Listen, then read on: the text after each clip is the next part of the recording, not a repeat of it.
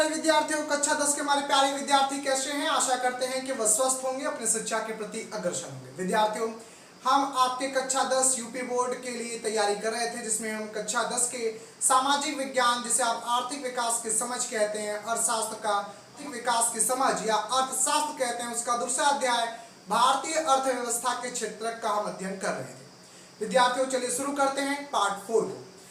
इसमें जो आज पहला जो पॉइंट आप पढ़ेंगे वो है असंगठित क्षेत्रों के श्रमिकों का, असंगठित क्षेत्रों के श्रमिकों का संरक्षण किस प्रकार किया जाए।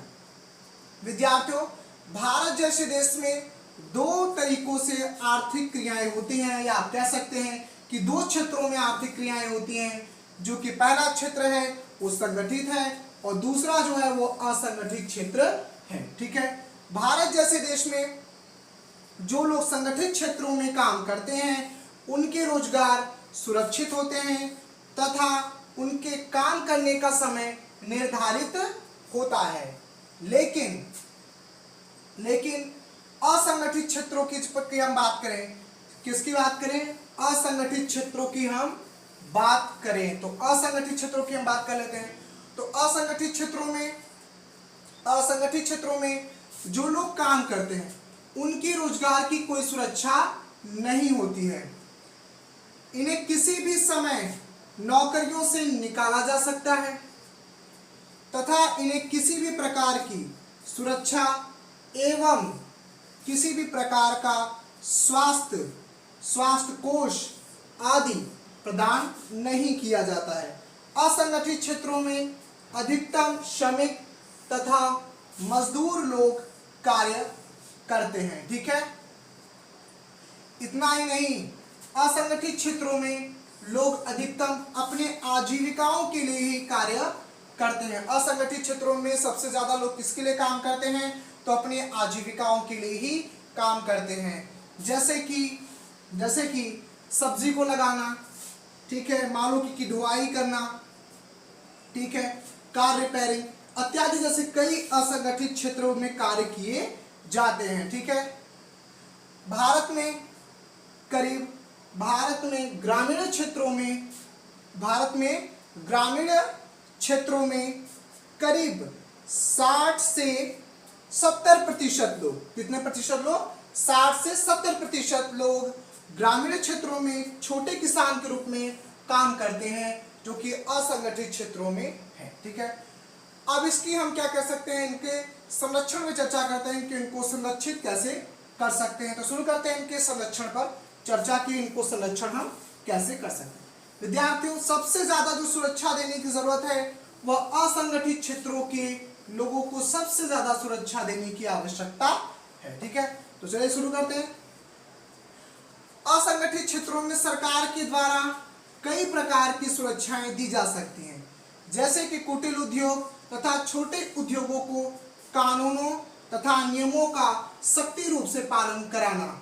आप देखते हैं कि बहुत सारी ऐसी कंपनियां हैं जिसमें क्या होते हैं, सुरक्षा मानक को ध्यान में नहीं दिया जाता है। वहां पर कभी बिजली के शॉर्ट सर्किट से आग लग जाती है, तो कभी किसी न किसी तरीके से वहां पर कोई ना कोई घटनाएं हो जाती हैं। तो वही कह रहा है कि कुटीर उद्योग जो हैं, जो छोटे मोटे उद्योग हैं, जो छोटे कारखाने हैं, उनको सुरक्षा मानक का पालन कराना तथा इसके साथ साथ उन्हें क्या करना, उन्हें कम दर पर ऋण प्रदान करके उन्हें आगे की ओर वृद्धि कराना, क्या है, उन्हें संरक्षित करना हो सकता है। ठीक हो, इसके साथ साथ जो श्रमिक वर्ग हैं, कौन से वर्ग हैं? श्रमिक वर्ग हैं। श्रमिक वर्ग को मजदूरी सरकार के द्वारा निर्धारित की जानी चाहिए, यानी मजदूरी दर जो है महंगाई के हिसाब से उनकी बढ़ानी चाहिए, जिसके कारण मजदूरी दर बढ़ेगी तो उनका विकास होगा और आय में भी उनकी वृद्धि होगी। तो इस तरीके से असंगठित क्षेत्रों में जितने भी लोग काम करते हैं उन्हें सुरक्षा प्रदान किया जा सकता है। ठीक है, सरकार के द्वारा असंगठित क्षेत्रों में काम करने वाले लोगों को आर्थिक सहायता प्रदान की जा सकती है। यदि किसी प्रकार की उन्हें जो आर्थिक सहायता प्रदान चाहिए वो किए जा सकते हैं। ठीक है, भारत जैसे देश में ऐसे बहुत सारे कार्य, खर्चीलू कार्य हैं जो एक गरीब परिवार को उठाने में क्या होती है, समस्याएं होती हैं।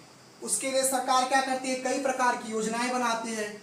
जैसे कि भारत जैसे देश में गेहूं, चावल, ठीक है, आदि का क्या करती है सरकार, किसानों से क्या करती है, खरीद करती है, उसे उनका क्या करती है, संचय करती है। संचय करने के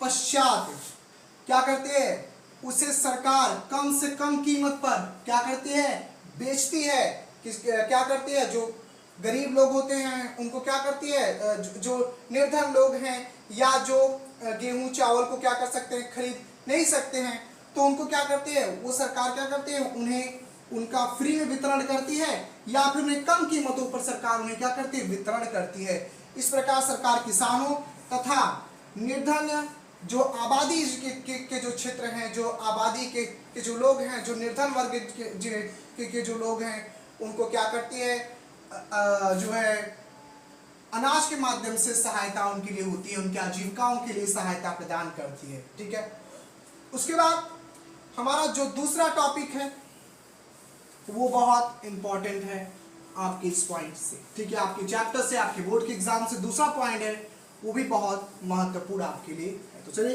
फटाफट शुरू करते हैं आपका दूसरा पॉइंट। दूसरा पॉइंट है स्वामित्व अधिकतम क्षेत्र। कौन सा क्षेत्र? स्वामित्व आधारित क्षेत्रक। स्वामित्व आधारित क्षेत्रक दो हैं, निजी क्षेत्रक, सार्वजनिक क्षेत्रक। सार्वजनिक क्षेत्रक, निजी क्षेत्रक। ठीक है, अब ये दोनों क्षेत्रक हैं क्या? सार्वजनिक क्षेत्रक वे क्षेत्रक होते हैं जिनमें सरकार का क्या होता है, नियंत्रण होता है, यानी सरकार का ही वहां पर क्या होता है, पूर्ण रूप से नियंत्रण होता है। सार्वजनिक क्षेत्रों के अंतर्गत, सार्वजनिक क्षेत्रों के अंतर्गत रेलवे, डाक सेवा इत्यादि शामिल की गई हैं। सार्वजनिक क्षेत्रों में सरकार का पूर्ण रूप से नियंत्रण होता है। यह क्षेत्रक लाभ कमाने के लिए नहीं अपितु सेवा प्रदान करने के लिए क्या की जाती हैं, दी जाती हैं। इन्हें सार्वजनिक क्षेत्रक कहे जाते हैं। वहीं अब हम निजी क्षेत्रक की बात करें, क्या बात करें, निजी क्षेत्रक की बात करें तो निजी क्षेत्रक में वे क्षेत्रक होते हैं जिनका उद्देश्य लाभ कमाना होता है। जिनका उद्देश्य क्या होता है, लाभ कमाना होता है। इनका उद्देश्य सेवाओं पर आधारित होता है परंतु सार्वजनिक क्षेत्रों के मुकाबले कम होता है। ठीक है, निजी क्षेत्रक में जैसे कि जो है निजी क्षेत्रक में जैसे कि टाटा स्टील कंपनी हो गई। ठीक है, टाटा स्टील कंपनी हो गई और टाटा मोटर्स हो गई, और भी ऐसे कई निजी कंपनियां हैं। और ऐसे क्या होते हैं, बहुत सारी निजी कंपनियां हैं जो निजी क्षेत्रकों में क्या की गई, शामिल की गई हैं। ठीक है, जैसे कि रिलायंस कंपनी हो गई। तो ये सब जो भी कंपनियां हैं ये सब निजी क्षेत्रक में शामिल है। निजी क्षेत्रक के स्वामित्व किसी एक व्यक्ति के पास होता है या अथवा कंपनी के पास होता है, लेकिन यह जनता में जो है यह क्षेत्रक नहीं बटे होते। लेकिन सार्वजनिक सार्वजनिक क्षेत्रक जो होती है वो अधिकतम जनता के लिए होती है। इसका उद्देश्य लाभ कमाना नहीं है अपितु सेवा प्रदान करना है। लेकिन यह क्षेत्रक अधिकतम जो है वो किस पर आधारित होती है, जनता पर आधारित होती है। लेकिन निजी क्षेत्रक अधिकतम उपभोक्ताओं यानी उपभोग पर अत्यधिक निर्भर होती है। तो इस प्रकार से निजी क्षेत्र व सार्वजनिक क्षेत्रक में आपने समझ लिया है। ठीक है, अब आते हैं भारत में आर्थिक सहायता किस रूपों में हो सकती है। सरकार के द्वारा बहुत सारी आर्थिक सहायता दी जाती है। ठीक है, भारत में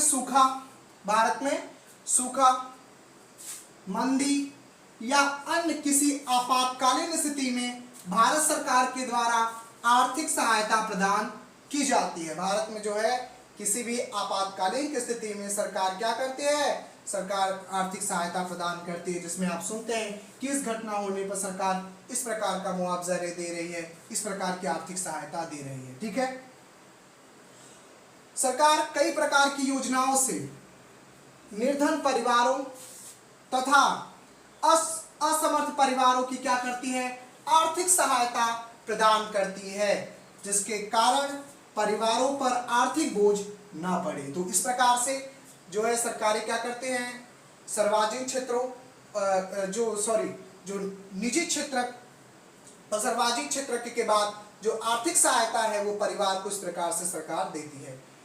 भारत सरकार ने राज्यों को अलग अलग नामों पर क्या किया है, बेटियों की विवाहों के लिए आर्थिक रूप से सहायता के लिए योजनाएं बनाई हैं। तो ये बता रहा है कि भारत में क्या है, बहुत रूपों में क्या है योजना सरकारों ने बनाई है, जिसकी वजह से जो है परिवारों की जो आर्थिक मदद की जाती है। तो इसी के साथ हम चैप्टर को समाप्त करते हैं। आपका ये चैप्टर पूर्ण रूप से समाप्त हो चुका है।